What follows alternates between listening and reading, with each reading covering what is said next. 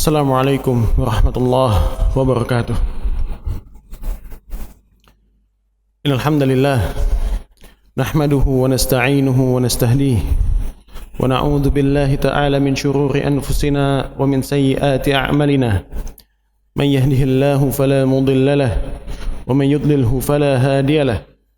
Asyhadu an la ilaha illallah wahdahu la syarika lahu wa asyhadu anna Muhammadan abduhu wa rasuluhu la nabiyya wa la rasula ba'dah. Qala Allah ta'ala fi kitabihil karim, ya ayyuhalladzina amanu ittaqullaha haqqa tuqatih wa la tamutunna illa wa antum muslimun.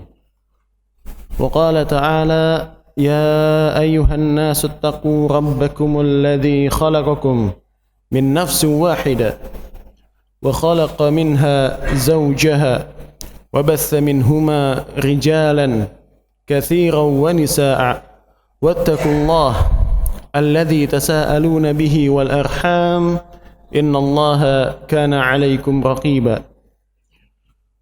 Wa qala ta'ala, ya ayyuhalladzina amanu ittaqullaha wa qulu qawlan sadida yuslih lakum a'malakum wa yaghfir lakum dhunubakum wa man yuti'illaha wa rasulahu faqad faza fawzan 'azima. Amma ba'du, fa inna asdaqal hadithi kitabullah wa khairal hadi hadi Muhammadin sallallahu alaihi wasallam wa syarral umuri muhdatsatuha wa kullu muhdatsatin fid dini bid'ah wa kullu bid'atin dhalalah wa kullu dhalalatin finnar. Ikhwatul kiram azanallahu wa iyyakum, jamaah salat maghrib Masjid Jami Al-Fursan yang insyaallah senantiasa dirahmati oleh Allah tabaraka wa taala.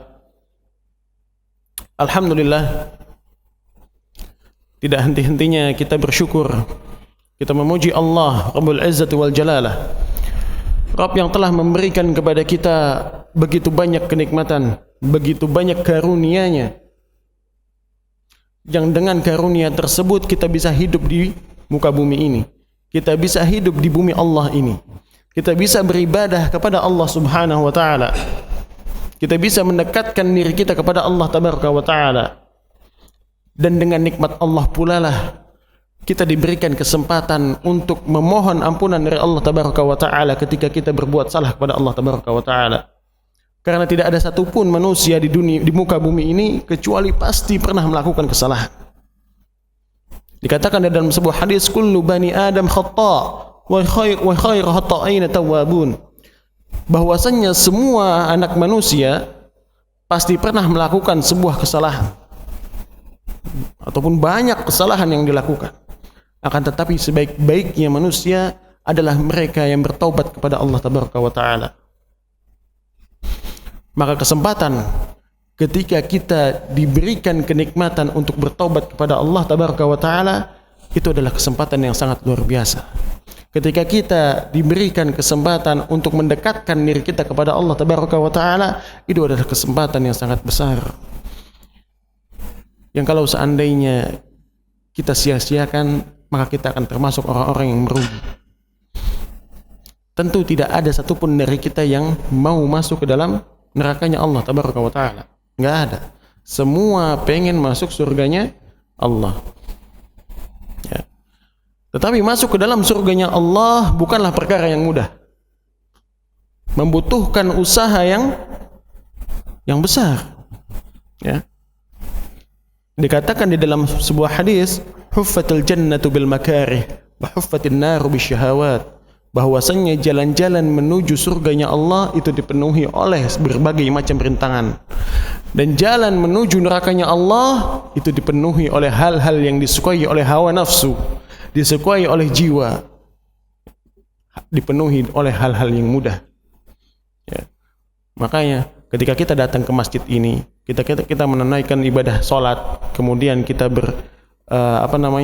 beribadah kepada Allah dengan membaca Quran, dengan menuntut ilmu syar'i di masjid, itu bukanlah perkara yang semua orang mampu untuk melakukannya. Akan tetapi Allah tabaraka wa ta'ala memberikan taufik kepada kita untuk kita mudah untuk melakukannya. Maka taufik tersebutlah yang harus kita syukuri. Kesempatan tersebut yang telah Allah berikan kepada kita harus kita syukuri dan fahami. Ya, bukan cuma disyukuri saja, tetapi harus difahami.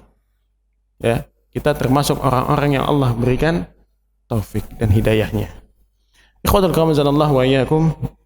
Salawat serta salam tercurah kepada Nabi kita yang tercinta, Rasul kita yang mulia, serta suri tauladan kita Nabi Muhammad sallallahu alaihi wasallam, seorang manusia terbaik, ya, yang telah menunjukkan kepada kita jalan yang paling diridhai oleh Allah tabaraka wa taala.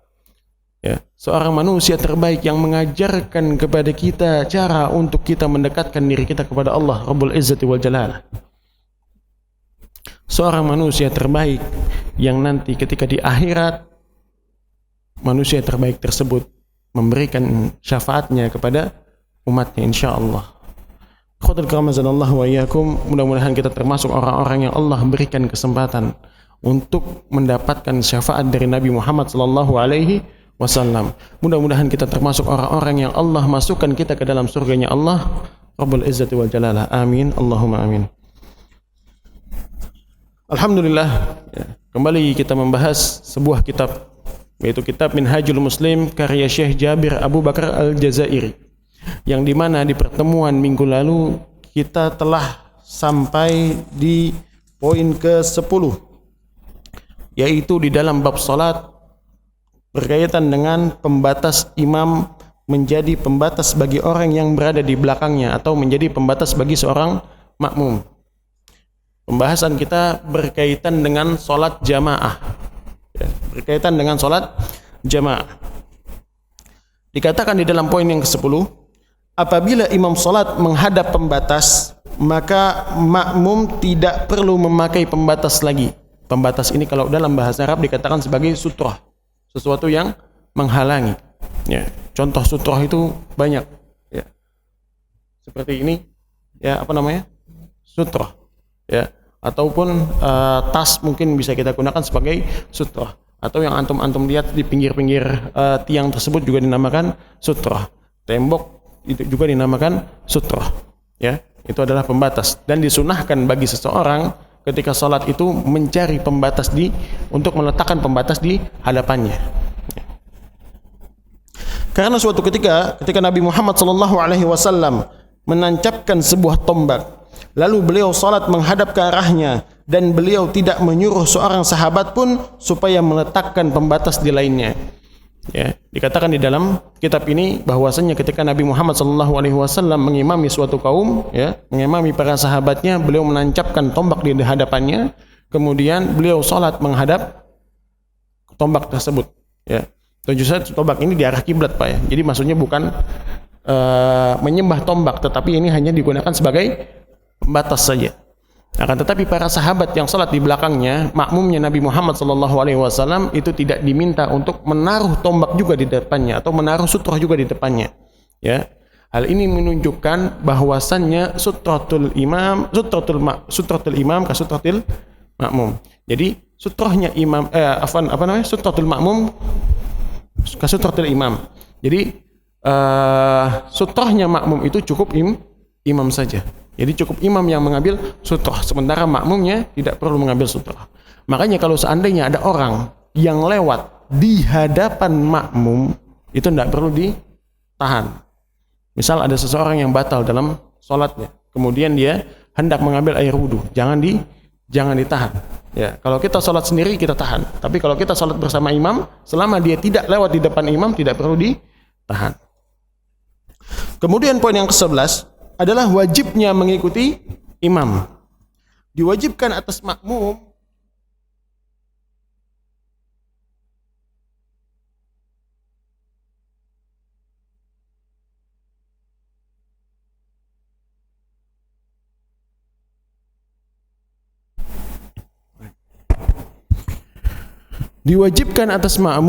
untuk mengikuti imam dan diharamkan mendahuluinya, serta dimakruhkan untuk membarenginya atau menyamainya. Jika makmum mendahului imam dalam takbiratul ihram, maka wajib atas makmum mengulangi takbiratul ihramnya. Jika tidak, maka salatnya dihukumi batal. Demikian juga dihukumi batal jika ia salam sebelum imam.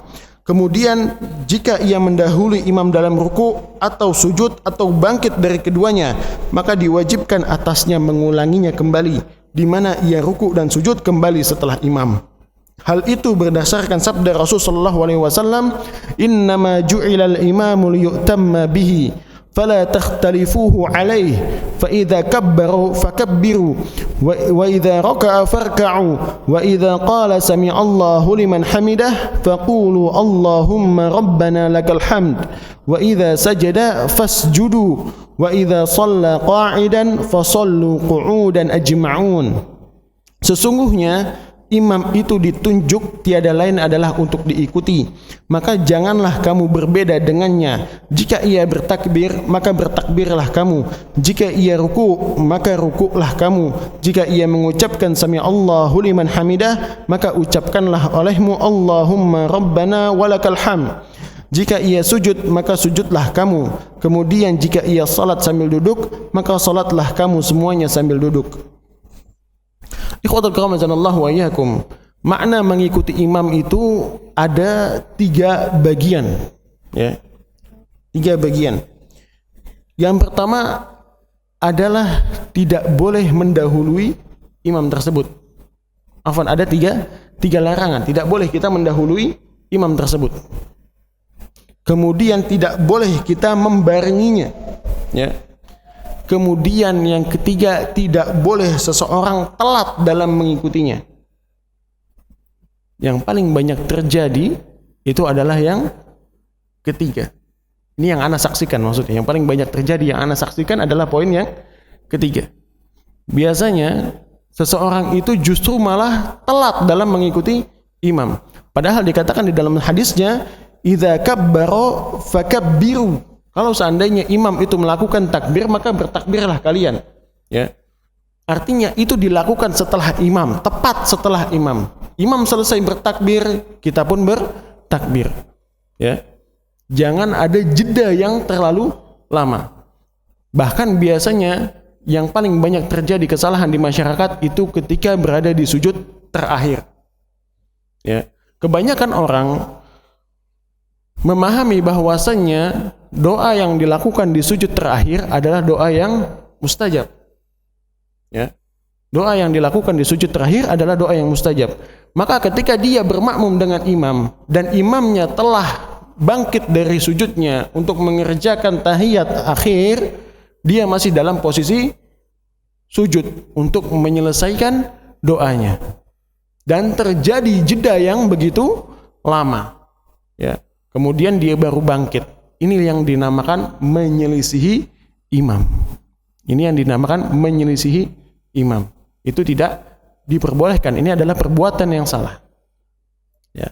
Dan yang perlu kita luruskan bahwasannya seseorang boleh berdoa itu bukan hanya di sujud yang terakhir, tetapi di dalam setiap sujud di dalam salat. Sujud pertama, sujud kedua sampai sujud terakhir itu boleh kita berdoa kepada Allah, ya, di dalam sujud tersebut. Tidak ada kekhususan harus di sujud terakhir, ya. Itu yang kebanyakan terjadi. Juga sabda Rasulullah SAW, "Amma yakhsha ahadukum idza rafa'a ra'sahu qabla al-imam ay yuhawwilallahu ra'sahu ra'sa himarin aw yuhawwiluhu Allahu suratahu surata himarin." Tidaklah seseorang di antara kamu merasa takut jika ia mengangkat kepalanya sebelum imam, bahwa Allah akan merubah kepalanya menjadi kepala keledai atau merubah wujudnya seperti wujud keledai, ya. Ini peringatan keras, ya, ancaman keras dari Allah Tabaraka wa Ta'ala bahwasanya menyelisih imam itu tidak boleh.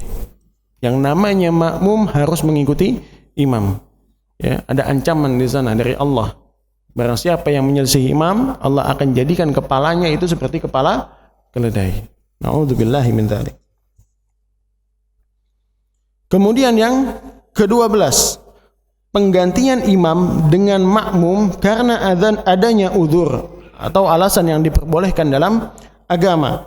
Jika pada pertengahan salat imam menyadari bahwa ia mempunyai hadas, atau setelah terjadinya hadas padanya, atau hidungnya mengeluarkan darah mimisan, atau telah terjadi sesuatu yang membuatnya tidak dapat melanjutkan salatnya, maka ia harus meminta kepada seorang makmum yang ada di belakangnya supaya ia menggantikan posisinya dan menyempurnakan salat bersama jamaah.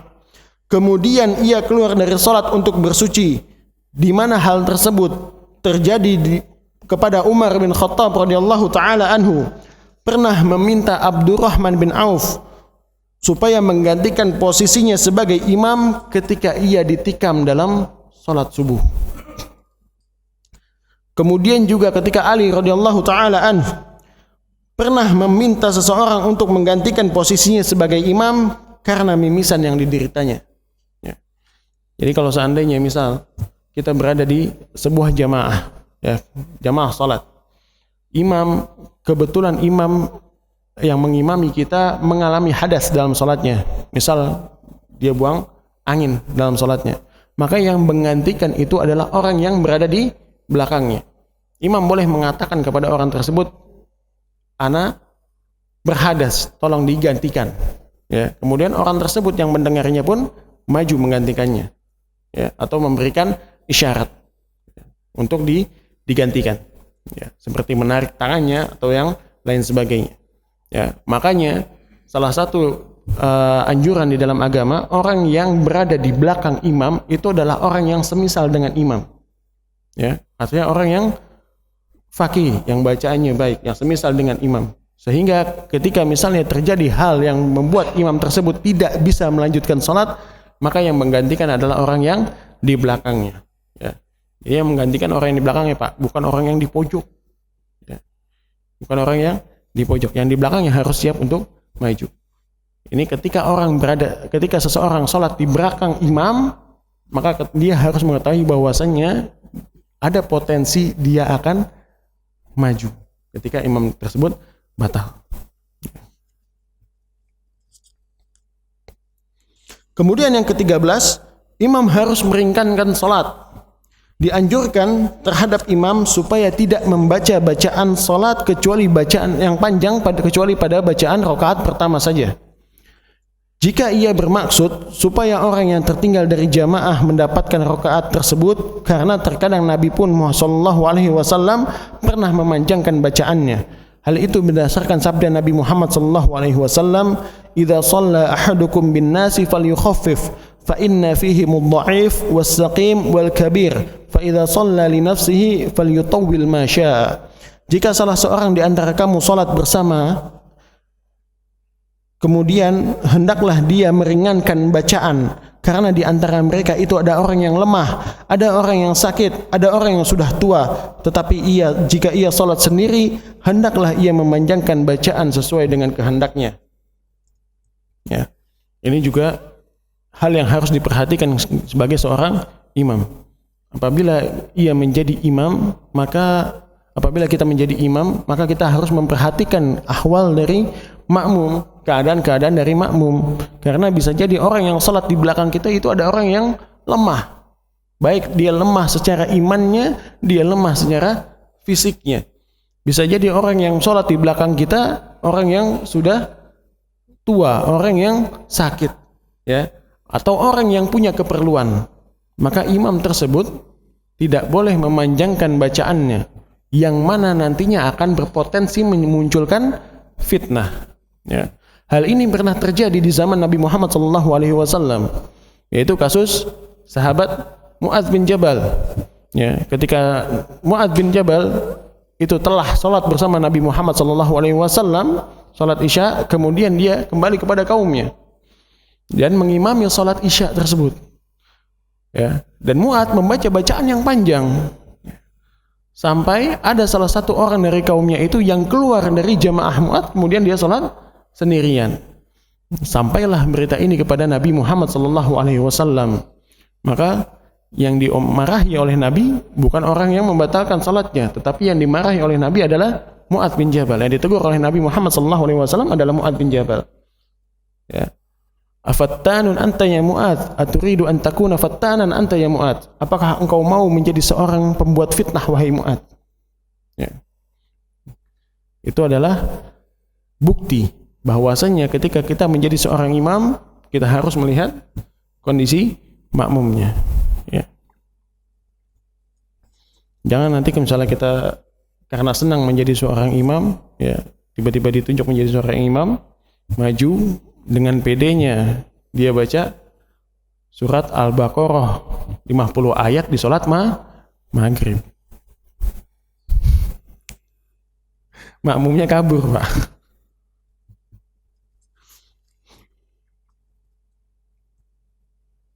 Kemudian poin yang ke-14, makruh imamahnya orang yang dibenci jamaah. Dimakruhkan bagi seorang yang mengimami salat orang yang membencinya jika kebencian mereka berkaitan dengan masalah agama berdasarkan sabda Rasul sallallahu alaihi wasallam, "Thalathatun la turfa'a salatuhum fawqa ru'usihim shibra, rajulun amma qauman wa hum lahu karihun, wa imra'atun batat zawjuha 'alaiha sakhitun, wa akhwani mutasarimani." Ada 3 orang yang salat mereka tidak diangkat sejengkal pun dari atas kepala mereka. Yang pertama adalah orang yang mengimami salat suatu kaum di mana mereka membencinya. Ini poin bahasan kita ya. Kemudian yang kedua adalah wanita yang tidur dalam keadaan suaminya murka kepadanya.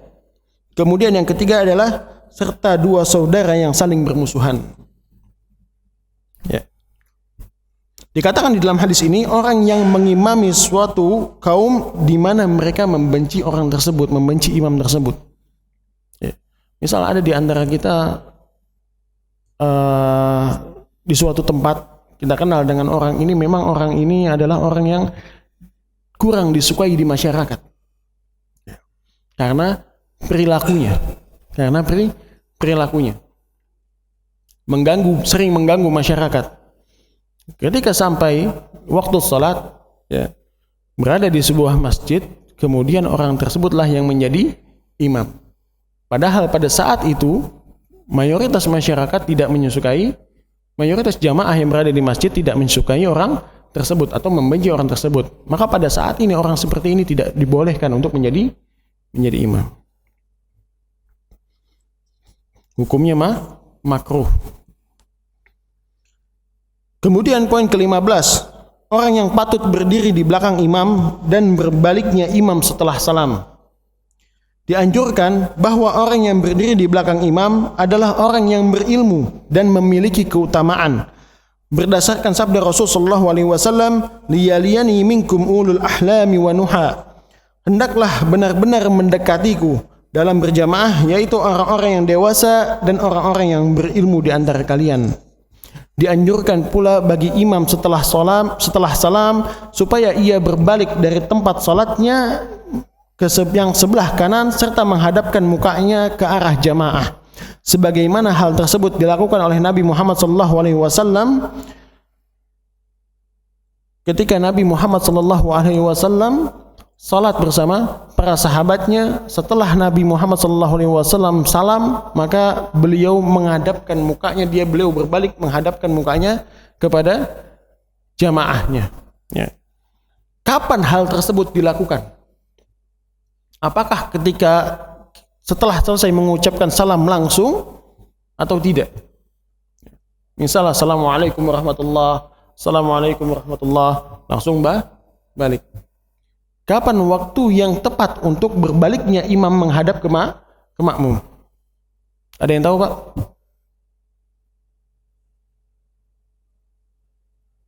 Setelah?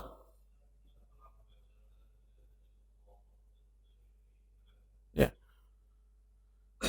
Setelah membaca zikir pertama setelah salat, astaghfirullah, astaghfirullah, astaghfirullah, Allahumma antas salam wa minkas salam, tabarakta rabbana ya zal jalali wal ikram. Kemudian setelah itu menghadap ke makmum, ya, sekedar membaca itu saja. Kemudian setelah itu menghadap ke makmum. Kemudian poin yang ke-16, ya, meluruskan shaf atau barisan dan merapatkannya.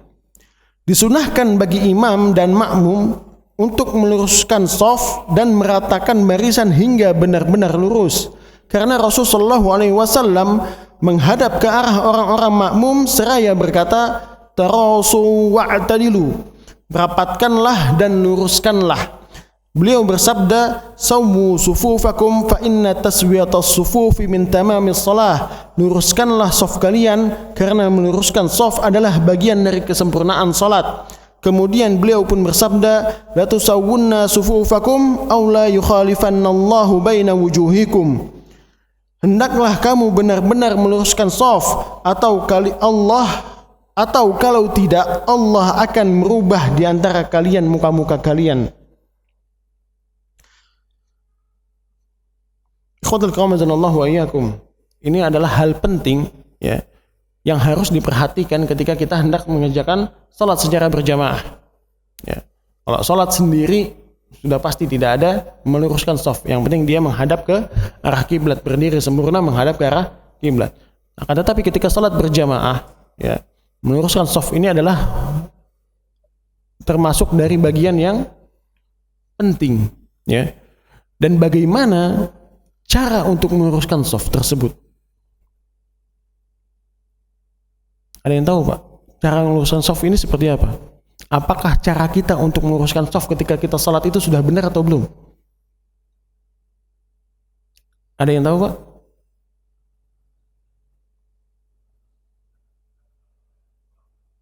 Merapatkan pundak dengan pundak, kemudian merapatkan pundak dengan pundak, kemudian kaki dengan kaki. Nah, kaki ini mana yang dimaksud dengan kaki?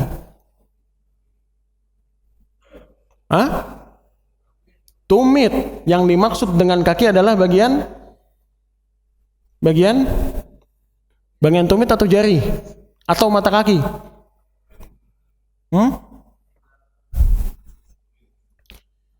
Yang dimaksud dengan kaki itu sebetulnya adalah bagian mata kaki.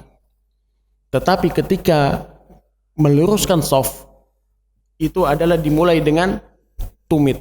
Karena perbedaan antara mata kaki satu orang dengan yang lainnya, dengan orang dewasa dan anak kecil itu tidak terlalu jauh.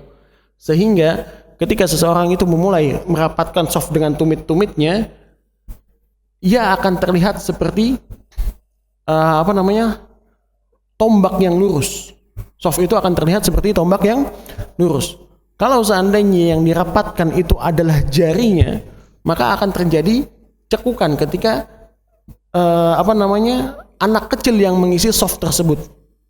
Kebanyakan dari kita yang terjadi di masyarakat merapatkan itu adalah jari dengan jari. Ini adalah hal yang keliru sebetulnya. Ketika merapatkan itu adalah tumit dengan tumit, ya. Dimulai dengan mensejajarkan tumit dari belakang, ya. Kemudian dimulai dengan merapatkan pundak dengan pundak, kemudian tumit dengan tumit. Bukan ditempelkan, ya, tetapi sejajarkan. Yang ditempelkan otomatis adalah bagian kaki yang kena di samping ini. Karena kan kaki bentuknya agak miring begitu, ya. Agak cekung. Yang bagian depan, bagian sini, inilah yang akan menempel satu dengan yang lainnya. Jadi bukan tumitnya yang ditempelkan. Tumit itu hanya untuk mensejajarkannya, ya. Tumit ini hanya untuk mensejajarkannya saja. Mau praktek? Mau praktek, Pak? Mau coba? Baik. Ana minta tolong beberapa ikhwah untuk berdiri.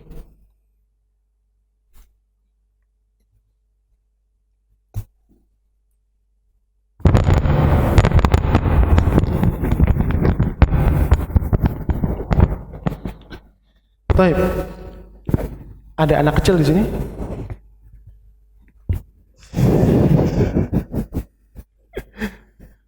Mungkin Bapak bisa tolong. Kesalahan kebanyakan orang ketika mengerjakan sholat dalam meluruskan shaf itu adalah menyamakan kaki dengan jari dengan jari. Agak maju, Pak, coba. Samakan jari dengan jarinya. Maka itu akan terjadi perbedaan kesejajaran di belakang sini, ya. Akan tetapi yang betul adalah memulai mensejajarkan tumit dengan tumit, ya. Karena bagian dari mata kaki ini, jarak antara mata kaki ke bagian tumit ini tidak terlalu berbeda antara satu orang dengan yang lainnya, ya. Ini adalah cara untuk kita mensejajarkannya. Kemudian pundak dengan pundak, ya, pundak dengan pundak. Maka nanti akan terlihat bahwasanya ini adalah barisan yang lurus. Mata kaki dengan jari dengan jari. Ya. Kalau antum lihat, bentuk kakinya akan lurus menghadap ke arah kiblat. Ya.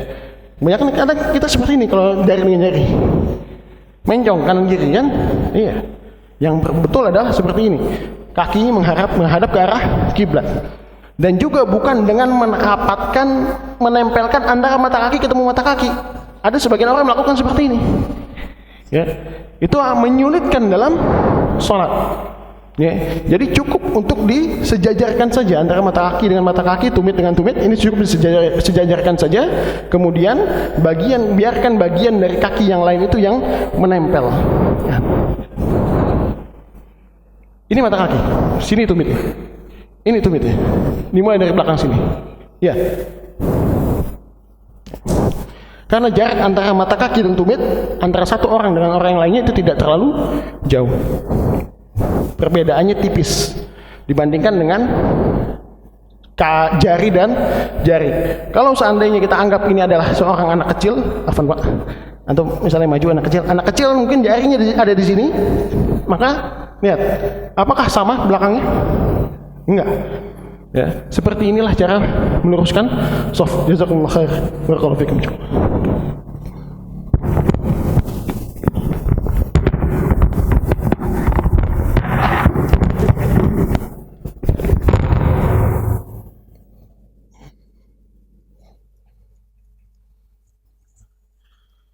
Kemudian beliau pun bersabda, "Ma min khutwatin a'zamu ajran min khutwati masyaha rajulun ila farjatin fis safi fasaddaha."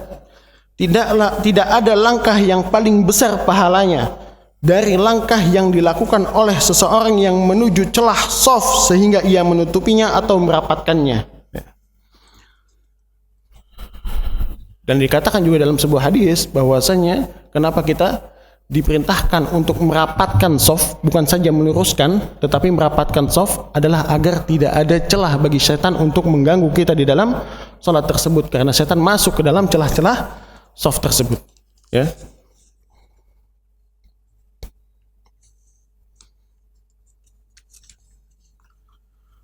Kemudian poin C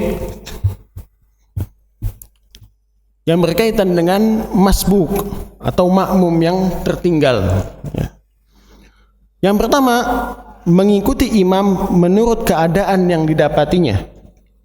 Jika orang yang hendak menunaikan salat memasuki masjid dan ia mendapati salat sedang dilaksanakan, maka ia wajib memasuki masjid dengan segera dan mengikuti apa yang dilakukan imam sesuai dengan keadaan yang ditemukannya, baik dalam keadaan ruku, sujud, duduk ataupun berdiri.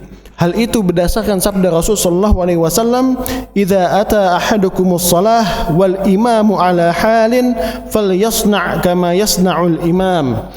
Jika salah seorang di antara kamu mendatangi salat dan ia mendapati imam sedang melakukan sesuatu, maka hendaklah ia melakukan sesuatu yang sedang dilakukan oleh imam. Meskipun hadis ini termasuk hadis dhaif, tetapi mayoritas ulama tetap mengamalkan kandungannya karena didukung oleh beberapa riwayat lain yang menguatkannya. Ya, hadis ini memang hadis yang lemah, akan tetapi ada hadis-hadis lain yang menguatkan hadis tersebut, ya, yang senada dengan hadis tersebut.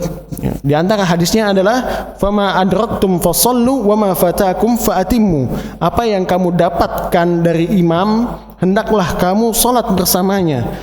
Sedang apa yang terlewat darimu, hendaklah kamu menyempurnakannya. Ya, itu adalah salah satu dalil penguat dari hadis yang dhaif ini.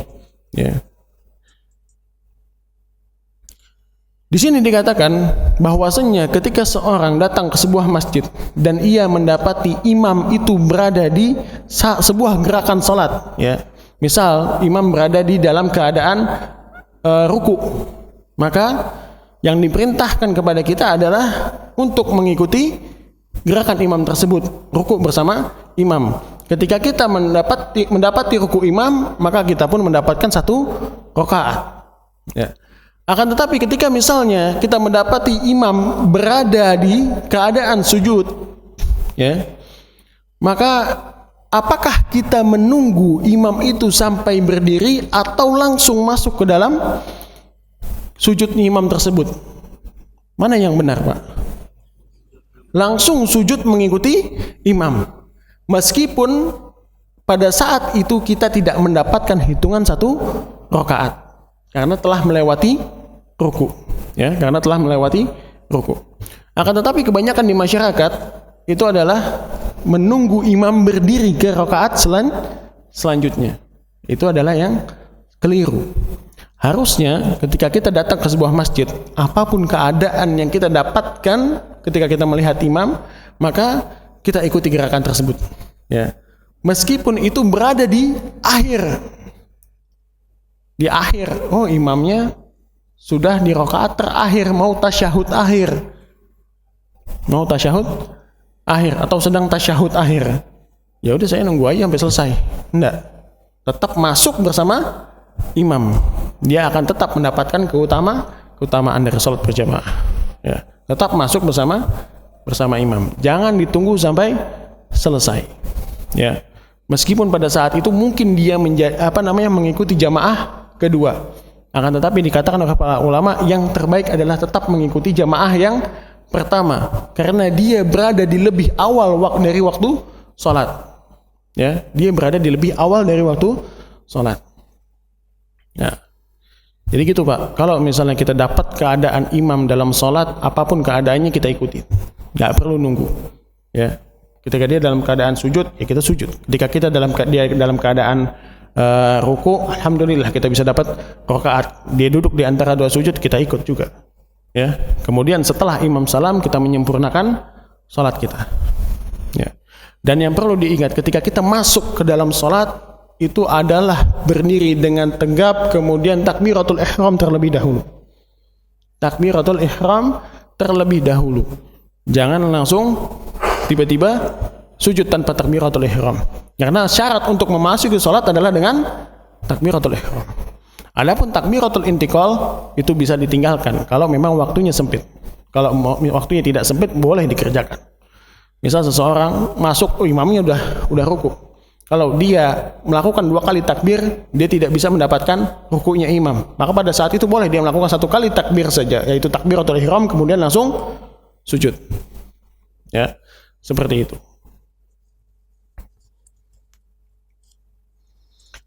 Kemudian poin yang kedua, dihitung 1 rakaat dengan didapatkannya ruku, ya. Dihitung 1 rakaat bagi makmum yang menemukan imam sedang ruku, kemudian ia ruku bersamanya sebelum imam bangkit dari ruku, berdasarkan sabda Rasulullah SAW, "Idza ji'tum ila shalah wa nahnu sujudun fasjudu wa la ta'udduha syai'an wa man adraka raka'ah faqad adraka shalah." Jika kamu mendatangi salat dalam keadaan kami sedang sujud, maka hendaklah kamu sujud, namun jangan kalian menganggap 1 rakaat, ya. Karena tadi kalau ruku itu dapat 1 rakaat, kalau sujud itu tidak dapat 1 rakaat. Dan barang siapa yang mendapati ruku, berarti ia telah mendapatkan 1 rakaat dari salat. Nah, ini juga ada pembahasan dari para ulama. Apabila seseorang itu sengaja melambatkan salatnya, ya, apakah dia tetap mendapatkan 1 rakaat ketika dia mendapatkan ruku? Contohnya seperti apa? Banyak kasus terjadi. Salat tarawih. Salat tarawih dengan sengaja menunggu imam ruku, padahal dia ada di situ. Dia berada di shaf dengan sengaja menunggu imam ruku. Ya, apakah dia mendapatkan 1 rakaat atau tidak? Ada ulama yang mengatakan bahwasanya dia tidak mendapatkan rakaat karena dia meninggalkan bacaan surat Al-Fatihah, ya. Dikatakan dalam sebuah hadis, la salata liman lam yaqra bi Fatihatil kitab, tidak ada salat bagi orang yang meninggalkan Al-Fatihah. Dan dia meninggalkan Al-Fatihah tersebut dengan sengaja. Karena hadis man adraka ruku faqad adraka rakaah itu berlaku bagi orang-orang yang masbuk, pengecualian bagi orang-orang yang masbuk. Ketika dia masbuk, memang benar-benar masbuk, bukan sengaja untuk melambatkannya, dia bisa mendapatkan satu rakaat dengan mengikuti ruku. Gugur kewajiban membaca Al-Fatihah bagi dirinya ketika dia memang masbuk, meskipun dia ketika itu masih masuk ke dalam sholat ketika imam masih berada dalam keadaan berdiri di akhir bacaan sholatnya. Misal imam tersebut baru selesai dari bacaan surat pendek, kemudian dia hendak, setelahnya kan otomatis masukin ruku. Nah, dia datang di situ, dan ini orang masbuk ini belum baca Al-Fatihah, ya, dan tidak ada kesempatan bagi dia untuk membaca surat Al-Fatihah. Maka pada saat itu dia tetap mendapatkan hitungan satu rakaat dengan mengikuti rukuknya imam, ya, meskipun dia tidak mendapatkan Al-Fatihah. Akan tetapi orang-orang yang sengaja meninggalkan surat Al-Fatihah, maka disinilah terjadi khilaf di antara para ulama. Ada yang mengatakan dia tetap mendapatkan satu rakaat karena keumuman hadisnya. Ada juga yang mengatakan dia tidak mendapatkan satu rakaat karena dia meninggalkan dengan sengaja surat dari Al-Fatihah. Oke. Dan yang lebih rajih, ya, pendapat yang ana ambil adalah dia tidak mendapatkan hitungan satu rakaat karena sengaja meninggalkan bacaan surat Al-Fatihah. Karena ada dalil jelas, ya, la salata liman lam yaqra bi Fatihatil kitab. Adapun bagi orang yang masbuk, gugur kewajiban dia membaca surat Al-Fatihah ketika dia masbuk dan mendapati rukuknya bersama imam. Baik, kita azan dulu. Alhamdulillah wassalatu wassalamu ala Rasulillah wa ba'd. Poin yang ketiga, mengganti rakaat yang tidak didapatkan setelah imam salam. Setelah imam salam, hendaklah makmum yang masbuk mengganti rakaat salat yang terlewat atau yang tidak didapatkannya. Jika ia berkenan, maka ia dapat menjadikan rakaat yang terlewat sebagai rakaat terakhirnya. Berdasarkan sabda Rasul sallallahu alaihi wasallam, "Fama adraktum fasallu wa ma fatakum faatimmu." Apa yang kamu dapatkan dari salat bersama imam, hendaklah kamu salat bersamanya.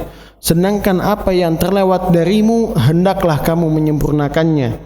Misal, jika ia mendapati satu rakaat dari salat maghrib bersama dengan imam, hendaklah ia melakukan 2 rakaat lagi, di mana 2 rakaat tersebut dilakukan setelah imam selesai salam, dan ia membaca surat Al-Fatihah dan surat pendek, sedang di rakaat yang selanjutnya ia cukup membaca surat Al-Fatihah saja, lalu tasyahud dan salam.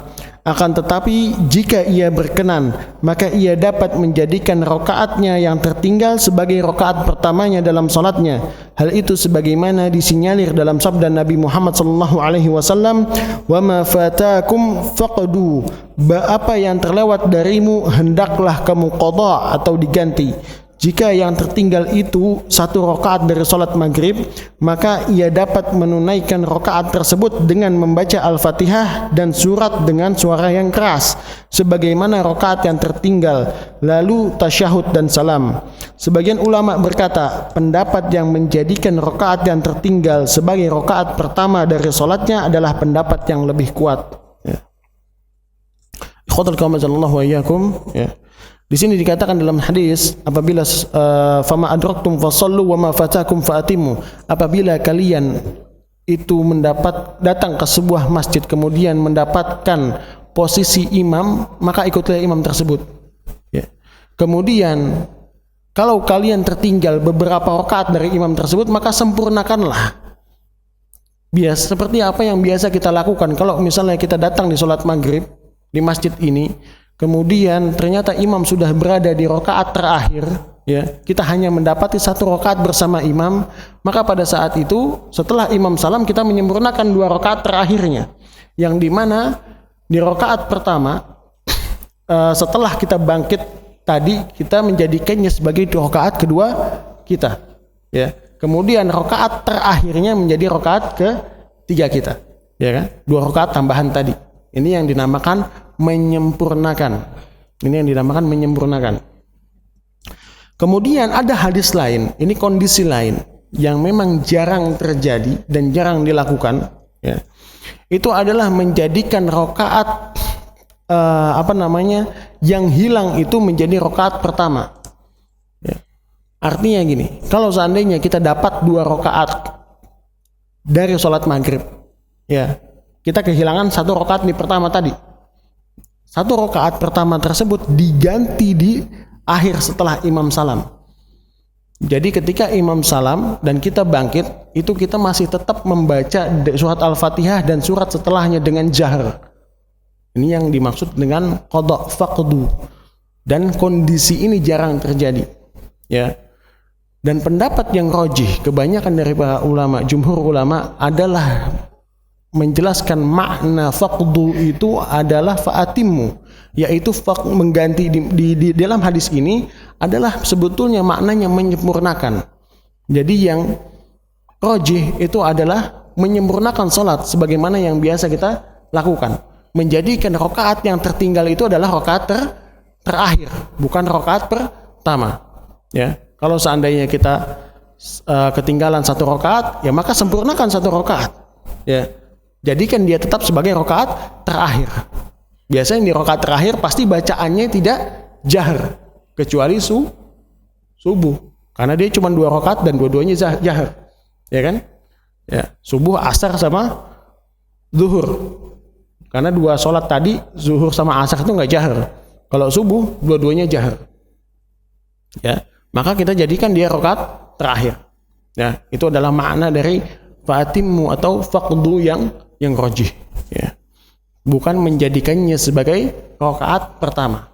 Kalau kita menjadikannya sebagai rakaat pertama, berarti pada saat itu kita membaca Al-Fatihah dengan jahar, karena kita kehilangan dari rakaat pertama. Tapi yang rajih adalah menyempurnakannya. Yang lebih kuat adalah menyempurnakannya, menjadikan rakaat terakhir kita menjadikan rakaat yang tertinggal itu adalah rakaat terakhir. Ya, artinya ketika kita masuk bersama imam, ya itu hitungannya. Imam di rakaat kedua, ya kita tetap di rakaat pertama jatuhnya. Imam di rakaat ketiga, kita baru di rakaat kedua. Imam selesai, kita bangun menyempurnakan rakaat ketiga. Bisa dipahami, ya?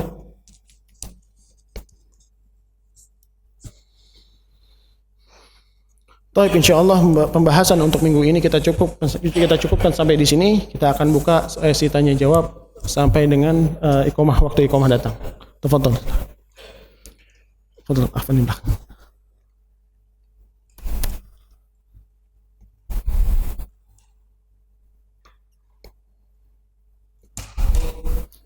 Assalamualaikum warahmatullahi wabarakatuh.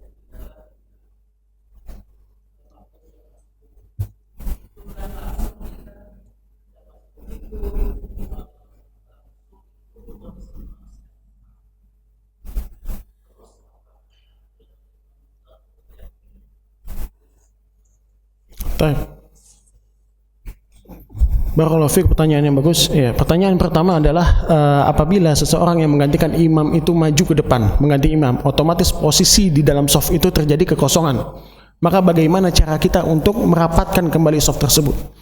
Merapatkan shaf tersebut itu bisa dengan 2 cara, yaitu dengan majunya barisan belakang ke depan, ya artinya di shaf kedua, ya misalnya ana berada di shaf kedua dan di depan ana itu ada kekosongan, maka ana maju untuk mengisi kekosongan tersebut. Kalau seandainya misal terjadi tidak ada yang maju untuk mengisi shaf tersebut, maka kanan kirinya ini merapatkan, ya. Ini kanan kirinya merapatkan shaf tersebut, ya. Seperti itu caranya, Pak, ya. Ya, jadi yang belakang maju atau yang kanan kirinya ini yang merapatkan shaf tersebut. Kemudian pertanyaan kedua, ketika seseorang datang ke dalam masjid dalam keadaan masbuk dan ia mendapati imam dalam kondisi apapun, perintahnya adalah untuk mengikuti imam tersebut. Maka caranya adalah dengan melakukan takbiratul ihram terlebih dahulu. Ini nggak bisa ditawar, ya. Takbiratul ihram itu tidak bisa ditawar. Dan juga kondisinya dia harus tegap, ya. Dia berdiri dengan tegap, kemudian takbiratul ihram. Ketika sudah berada di shafnya, dia baru melakukan takbiratul ihram. Bukan ketika dia hendak masuk ke dalam shafnya, dia takbiratul ihram di sana, enggak. Karena dia terburu-buru ngejar, akhirnya takbiratul ihram duluan sambil jalan, enggak. Berdiri tegap, kemudian baru takbiratul ihram dan masuk ke dalam keadaan imam.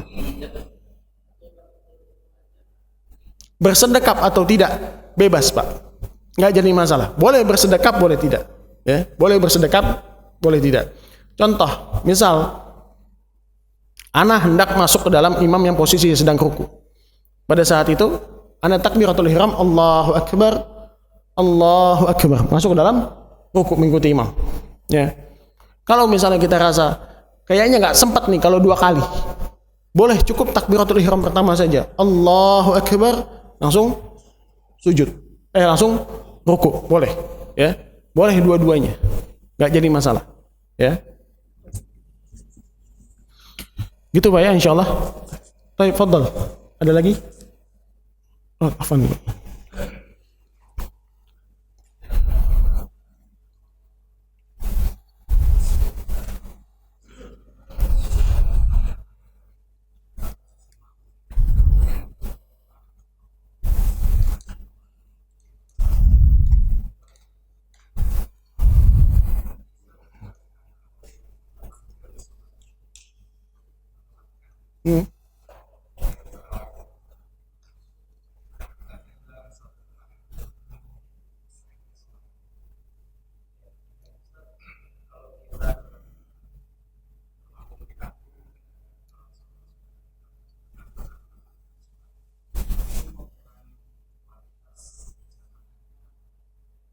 Kalau kita sholat di kampung, baik.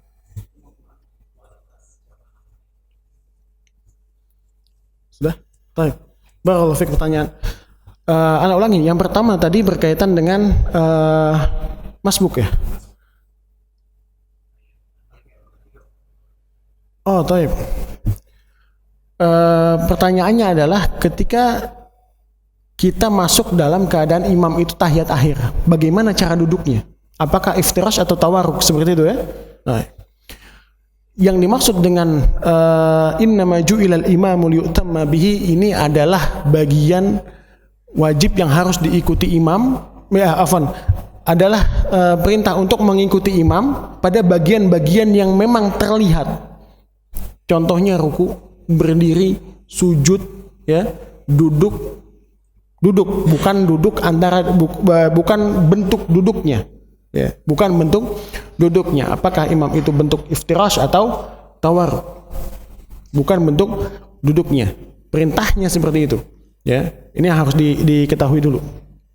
Nah, kemudian kalau seandainya kita menjadi seorang makmum dan kita masuk di dalam posisi imam yang dia itu adalah duduk tahiyat akhir, berarti kebanyakan adalah tawarruk, maka kita masuk dengan posisi duduk iftirash, ya, karena belum waktunya kita untuk duduk tawarruk pada saat itu, dan ini tidak dihitung sebagai menyelisihi imam, tidak dihitung sebagai menyelisihi imam. Kita masuk dan posisi duduk kita itu adalah duduk iftirash, ya. Duduk iftirash ini seperti duduk antara 2 sujud atau duduk tasyahud awal, ya, seperti itu, masuknya seperti itu. Ya, kemudian kita berdiri setelah imam salam. Ya. Kemudian pertanyaan kedua tadi apa? Baik. Apakah orang yang sengaja menelatkan salatnya, ya, sehingga dia tidak membaca surat Al-Fatihah, itu salatnya sah atau tidak? Maka ini perlu dirinci. Ya, Anda katakan tadi bahwasanya ada dua pendapat memang di antara para ulama. Ada yang mengatakan dia sah salatnya karena keumuman hadis, barang siapa yang mendapatkan ruku maka dia mendapatkan rakaat, ya. Akan tetapi di sini dia tetap berdosa karena dia meninggalkan salat tersebut dengan sengaja. Kalau kita berpendapat bahwasanya dia tidak sah, tidak mendapatkan rakaat, otomatis salatnya tidak sah. Kita mengambil pendapat yang dia tidak mendapatkan rakaat karena dia sengaja untuk meninggalkan surat Al-Fatihah, maka otomatis salatnya tidak sah. Dan pendapat kedua inilah yang ana pegang, yang ana ambil, ya. Meninggalkan salat Al-Fatihah dengan surat Al-Fatihah dengan sengaja, maka itu menjadikan salat itu tidak sah karena perintahnya jelas, la salata liman lam yaqra bi Fatihatil kitab. Ya, tidak ada salat bagi orang-orang yang tidak membaca surat Al-Fatihah. Ya, itu seperti itu Pak ya. Terus kemudian pertanyaan ketiga, apabila kita berada di sebuah kampung, di sebuah desa yang di mana kebanyakan masyarakatnya itu tidak mengenal untuk merapatkan dan meneruskan shaf. Lantas bagaimana dengan salat kita? Kita tahu bahwasannya kesempurnaan salat adalah dengan meluruskan shaf, merapatkan dan meluruskan shaf. Itu kesempurnaan salat. Ya. Berarti apakah salat kita tidak sempurna karena karena shaf itu tidak berhasil diluruskan? Ya. Di sini ketika memang kita berada di sebuah tempat yang di situ mereka enggan, masyarakatnya enggan untuk meluruskan shaf karena ketidaktahuan mereka, maka kita insya Allah tetap mendapatkan keutamaan dari salat tersebut, kesempurnaan dari salat tersebut. Kenapa? Karena Allah mengatakan Al-Quran, fattaqullaha mastata'tum. Ya. Tetapi perlu dicatat, kalau seandainya pada dasarnya kita mampu untuk mencari masjid yang lebih baik di daerah kita, karena masjid sekarang banyak, masjid-masjid yang sudah mengenal sunnah pun sekarang banyak, dan kita tetap dengan sengaja sholat di masjid tersebut, otomatis ini pasti akan mengurangi kesempurnaan dari sholat kita.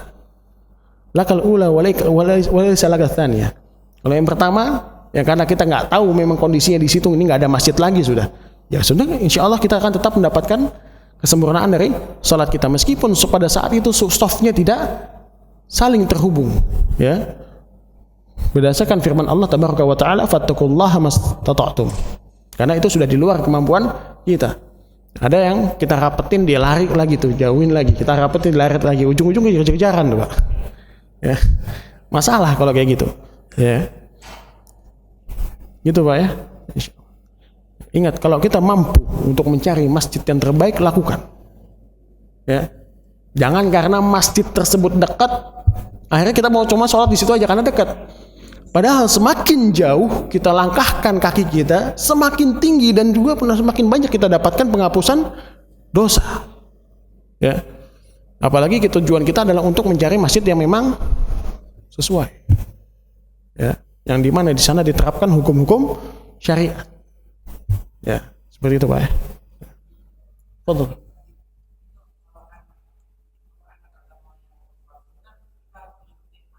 Kalau anak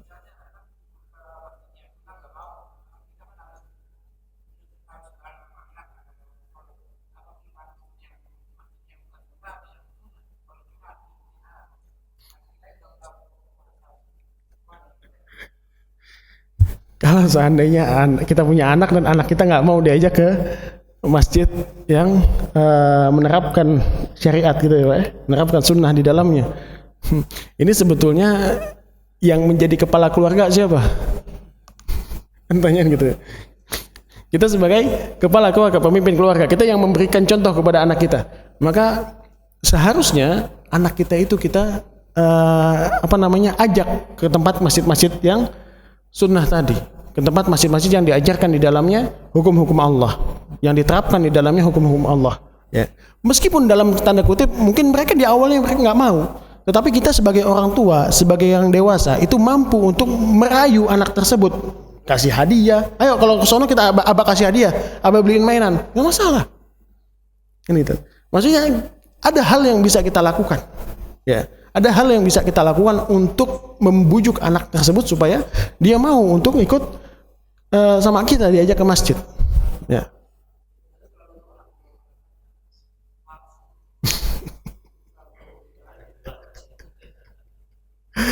Nah, insya Allah pasti ada jalan. Insya Allah pasti ada jalan. Ya. Dan yang perlu diingat juga, usahakan ketika kita membawa anak kita ke masjid, ya, kita mengkondisikan anak kita di dalam masjid. Ya. Penting, Pak, mengajarkan kepada anak dari dini terkait dengan masjid itu penting. Apa hal-hal yang diperbolehkan di masjid, apa hal-hal yang tidak diperbolehkan di masjid itu penting. Ya, mengajak anak, memperkenalkan anak ini kepada masjid itu penting. Ya. Di salah satu disebutkan dalam sebuah hadis, salah satu orang yang mendapatkan naungan Allah di hari kiamat itu adalah rajulun ta'allaqa qalbuhu bil masjid. Seorang laki-laki yang hatinya itu terkait dengan masjid. Ya, itu mendapatkan naungan Allah nanti di hari kiamat. Ya, tentunya kita dan anak kita dan keluarga kita berharap menjadi orang yang mendapatkan naungan Allah di hari kiamat. Ya. Gitu Pak ya, insyaallah. Baik, karena waktu sudah habis untuk pertemuan kali ini kita terakhir. Tadi disebutkan tidak boleh terlalu lama jeda antara gerakan imam dan makmum. Terkadang kondisinya imam terlalu tua, cepat bacanya. Benar, ini terlalu tua, benar. Terlalu cepat bacanya, kitanya baru satu kali. Itu seperti apa dan gimana Ustaz? Jazakallah khair, barakallahu fiik. Baik. Kita berada di sebuah kondisi salat dengan imam yang terlalu cepat bacaannya atau terlalu cepat salatnya. Sebetulnya pembahasan ini, pertanyaan ini pernah ana bahas di pertemuan beberapa waktu yang lalu. Bahwasanya kalau seandainya kita mendapati salat berjamaah dengan seseorang imam dan imam itu tidak tumakninah, ya, maka kita nggak boleh salat dengannya. Batalkan salat kita, kemudian kita salat. Ya, karena salah satu rukun dalam salat adalah dengan tumakninah. Ya. Adapun misal kalau yang di sini ditanyakan adalah imam itu tumakninah, gitu loh. Imam itu tumakninah. Mungkin kita ini terlambat, kita ini sulit mengikuti imam karena kondisi kita yang lemah. Dalam artian mungkin sudah tua, ya kan? Sehingga bangunnya lambat, ininya bacanya lambat karena memang sudah umur, gitu loh. Ya. Para ulama mengatakan kalau seseorang yang dalam kondisi seperti itu, dia terlambat karena kondisinya memang karena kondisi udzur fisiknya tadi atau karena hal yang lainnya yang memang dalam kategori syar'i, itu tidak masalah, itu tidak membatalkan salat. Meskipun dia tertinggal 2 rukun dalam salatnya. Meskipun dia tertinggal 2 rukun dalam salatnya. 2 rukun berarti contohnya gimana? Ya. Ini kita masih sujud, imamnya udah berdiri, sudah mulai baca Al-Fatihah. Ya. Kita masih dalam kondisi sujud, masih proses untuk bangun, nggak apa-apa, nggak masalah. Karena kondisi fisik kita. Ya. Akan tetapi kalau itu dilakukan dengan sengaja, seperti yang tadi Anda katakan, di sujud terakhir dia masih panjang doanya, mau dibaca semua nih, sampai ingin semua doa di sujud terakhir. Ya. Akhirnya imam sudah berdiri dari sujud tersebut, sudah masuk di tahiyat akhir, dia masih sujud, bahkan sampai imam itu hampir mau salam dia masih sujud. Ini yang dikatakan menyelisihi imam, dan diantara konsekuensinya membatalkan salat.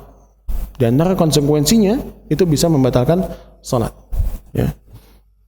Jadi beda Pak ya. Kalau memang udzur karena kondisi fisik atau yang lain sebagainya nggak memungkinkan kita gerak cepat, ya, mengikuti imam tadi, itu insya Allah tidak jadi masalah. Ya. Di situ bahkan ulama mengatakan meskipun dia tertinggal 2 rukun, salatnya tetap sah. Ya. Salatnya tetap sah. Taib. Insya Allah cukup Pak ya. Alhamdulillah. Ya. kita telah selesai untuk pertemuan di minggu ini. Insyaallah mudah-mudahan Allah berikan kesempatan kepada kita untuk melanjutkan pertemuan di bulan yang selanjutnya dengan pembahasan yang baru. Kita cukupkan pertemuan kali ini dengan doa kafaratul majlis. Subhanakallahumma wa bihamdika asyhadu an la ilaha illa anta astaghfiruka wa atubu ilaik. Assalamualaikum warahmatullahi wabarakatuh.